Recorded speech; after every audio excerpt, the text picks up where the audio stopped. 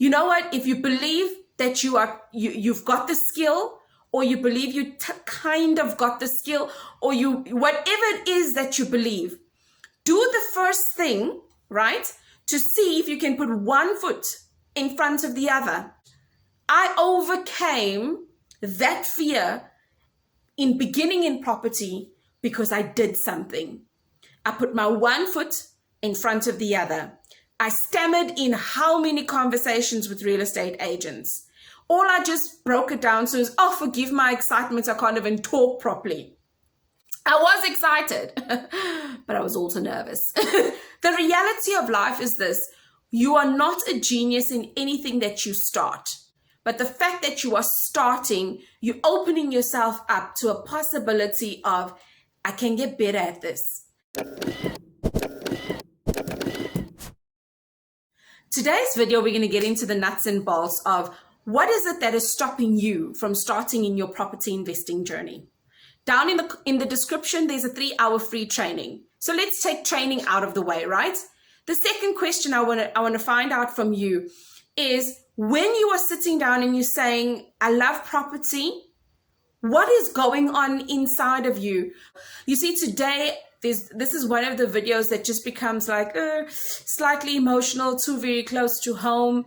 The last time I tried to record this video, sharing my biggest fear that I needed to overcome when I started in property, I eventually gave it a skip because I was left in tears. I was frustrated. And I decided, hey, I'm so much more stronger for it.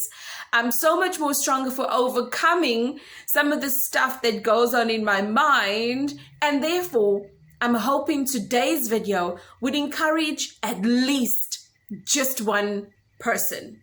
Welcome to my channel. My name is Genevieve Stafford-Jack. If you're returning, you are in for a treat. And if this is your first time, I would love to welcome you.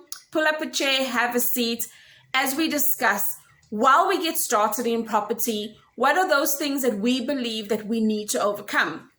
You see, when I started in property investing, and I'm sure that those of you that are returning have heard the story countless times, that I started on the back foot. I started in debt, and it was not a very comfortable place.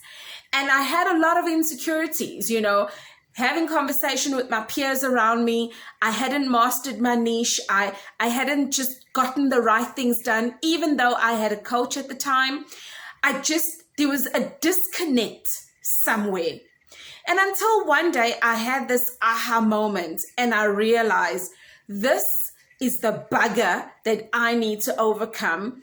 And that is the what ifs in this world.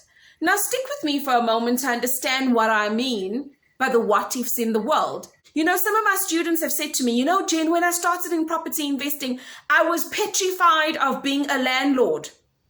And the reason I was petrified of being a landlord is, what if I get nightmare tenants? What if my tenants destroy my property? What if my tenants run off a couple of things that are movable in my property? What if they don't pay me and I am sitting with another bond that I cannot afford to pay?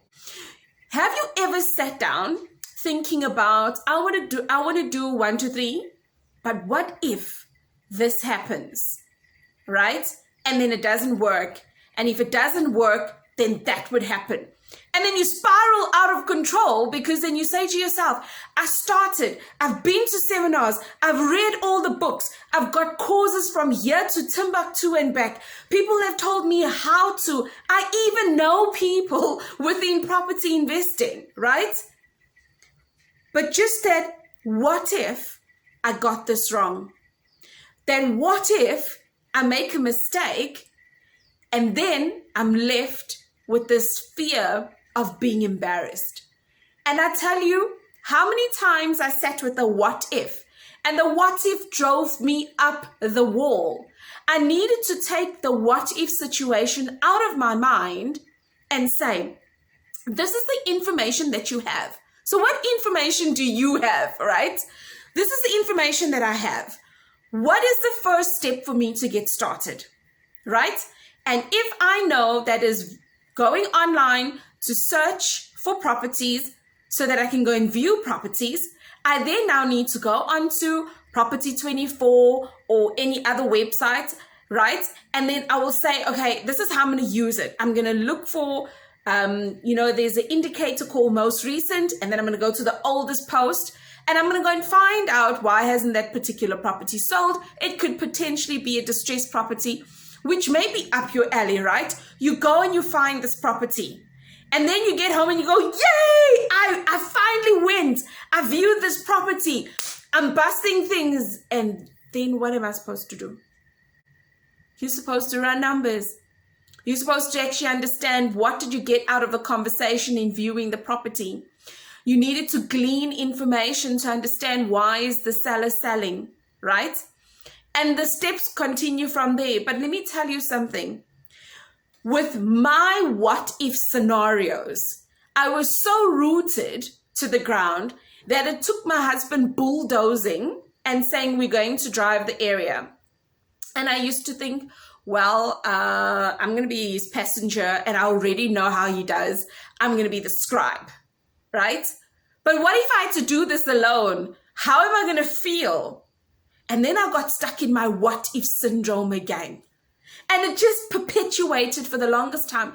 And what I realized after a short while is that, what if I continue with the madness that's going in my head, but what would be the worst thing that could happen?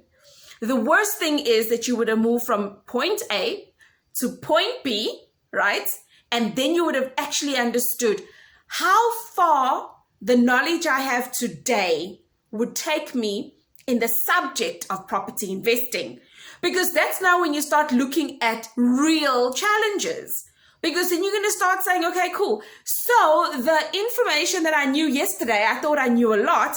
I get to moving today, I get to moving tomorrow, I get to moving the next day, right? And then I'm stuck. And then how do I get unstuck? So now you're dealing with the real life scenario of, so I got stuck, right?